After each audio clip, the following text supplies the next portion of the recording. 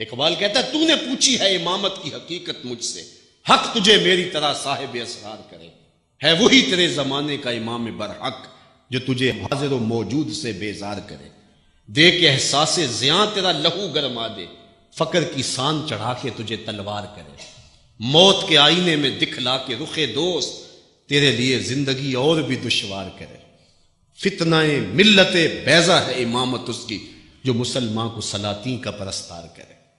حضور کی خدمت میں ایک شخص حاضر ہوتا ہے اور عرض کرتا ہے انی احبو کا، حضور میں آپ سے پیار کرتا ہوں۔ طبرانی نے اپنی موجم میں اس روایت کو لکھا ہے۔ حضور نے فرمایا سوچ لے کیا بول رہا ہے۔ اس نے کہا انی احبو کا، میں آپ سے پیار کرتا ہوں۔ فرمایا پھر سوچ لے۔ اس نے کہا حضور میں آپ سے پیار کرتا ہوں۔ فرمایا فاستعد للفاقہ، اگر مجھ سے پیار کرتے ہو پھر دکھوں کے لیے تیار ہو جاؤ۔ جو سیس تلی پہ دھر نہ سکے وہ پریم نگر میں آئے کیوں؟ یار اسلام کی قیمت اتنی تھوڑی نہیں ہے، اسلام تو کبھی سر مانگتا ہے کبھی کربلا مانگتا ہے۔ اسلام قیمتی دولت ہے، قیمتی متاع ہے، اتنا سستا سودا نہیں ہے۔ اللہ قرآن میں فرماتا ہے تم سمجھتے ہو جنت میں یوں ہی چلے جاؤ گے؟ تم سے قبل لوگوں کو جھنجھوڑا گیا اور انہیں پیس کے رکھ دیا گیا، حتیٰ کہ وقت کے نبی بھی پکار اٹھے کہ مالک تیری مدد کب آئے گی؟ پھر ہم نے کہا بس میری مدد آیا جا رہی ہے۔ اذیتیں، دکھ، مصائب، آلام، کن کن تکلیفوں سے لوگ نہیں گزرے۔ امام غازی نے لکھا ہے مکے سے لے کے طائف تک 70 ایسے نبیوں کی قبریں ہیں جن کی وفات صرف بھوک کی وجہ سے ہوئی ہے۔ صحابہ کی زندگیاں دیکھیں۔ آج تو ہم دین کے کہنے پہ کچھ چھوڑنے کے لیے تیار نہیں ہوتے۔ ڈاکٹر کہہ دے تو چینی چھوڑ دیتے ہیں، ڈاکٹر کہہ دے تو نمک چھوڑ دیتے ہیں، ڈاکٹر کہہ دے تو ہم مرغن غذائیں چھوڑ دیتے ہیں۔ وہ ایک بڑا پاکستان کا امیر ترین شخص ہے، اس کا ایک انٹرویو لگا تھا کسی ٹی وی چینل پہ، تو وہ کہا تھا میں 2-3 توس اور جو ہے وہ 1-2 انڈا لیتا ہوں دن کا، بس یہی، کھربوں پتی، لیکن مقصود یہی ہے۔ ڈاکٹر نے کہہ دیا سب کچھ چھوڑ دیا۔ ڈاکٹر کہے تو چینی بھی چھوڑ دیں، ڈاکٹر کہے تو گھی بھی چھوڑ دے، رب کہے تو کچھ بھی نہ چھوڑے۔ وما قدر اللہ حق قدرہ ہی، اللہ کی قدر کا لوگوں نے حق ہی نہ جانا، تو پھر دین اتنا ہی بے توقیر ہے، اتنا ہی بے قیمت ہے کہ ڈاکٹر کے کہنے پہ چھوڑ دو، رب کے کہنے پہ نہ چھوڑو، یہ کیسے ہو سکتا ہے؟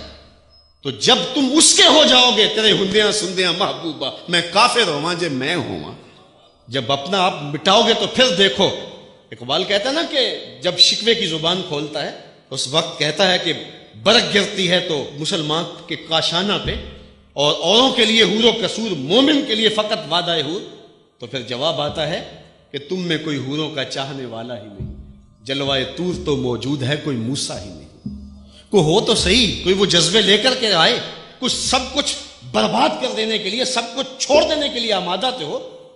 اگر بدر میں 313 لوگوں کو رب نے فتح کا تاج پہنایا اور اس دن کو میرے رب نے یوم فرقان کہہ کے پکارا، تو ذرا دیکھو تو صحیح، یہ سارے گھر بار نہیں چھوڑ کے آگے تھے، بچے چھوڑ آئے، بیویاں چھوڑ آئے، ماں باپ چھوڑ آئے، وہ لوگ تھے جنہوں نے سب کچھ قربان کر دیا۔ اس شخص کی کہانی بھی نہیں بھول سکتے ہم جو بدر کے موقع پہ کھجوریں کھا رہا تھا اور کھجوروں کی گٹھلیاں دوسری جیب میں ڈال رہا تھا، تو حضور نے فرمایا اٹھو اٹھو اس جنت کے لیے جس کی چوڑائی زمین و آسمان سے زیادہ ہے۔ تو اس نے کہا کہ ارضها السماوات والارض، زمین و آسمان سے زیادہ؟ حضور نے فرمایا ہاں۔ اس نے کہا پھر میرے اور جنت کے درمیان یہ کھجوریں حائل ہو رہی ہیں؟ کھجوریں پھینکی اور میدان عمل میں کود پڑا، لوگوں نے اٹھایا تو اس کی لاش پہ اتنے زخم سے تک پہچانا نہیں جا رہا تھا۔ تو راہ حق میں لوگوں نے سب کچھ لٹا دیا، لوگوں نے سب کچھ قربان کر دیا، اور ہم اللہ اس کے رسول کے کہنے پہ حرام چیزیں نہ چھوڑ سکیں اور پھر کہیں کہ ہمارے اوپر اللہ کی رحمتیں کیوں نہیں برستی، اللہ کی کرم نوازیاں ہمارے اوپر کیوں نہیں ہوتی؟ تم میں کوئی حوروں کا چاہنے والا ہی نہیں، جلوائے طور تو موجود ہے کوئی موسیٰ ہی نہیں۔ تم اس طرح بن کے تو آؤ، اس طرح آؤ تو صحیح، آنکھیں کھول کے اپنی زندگی کا جائزہ لو کہ ہم کس جگہ پہ کھڑے ہیں۔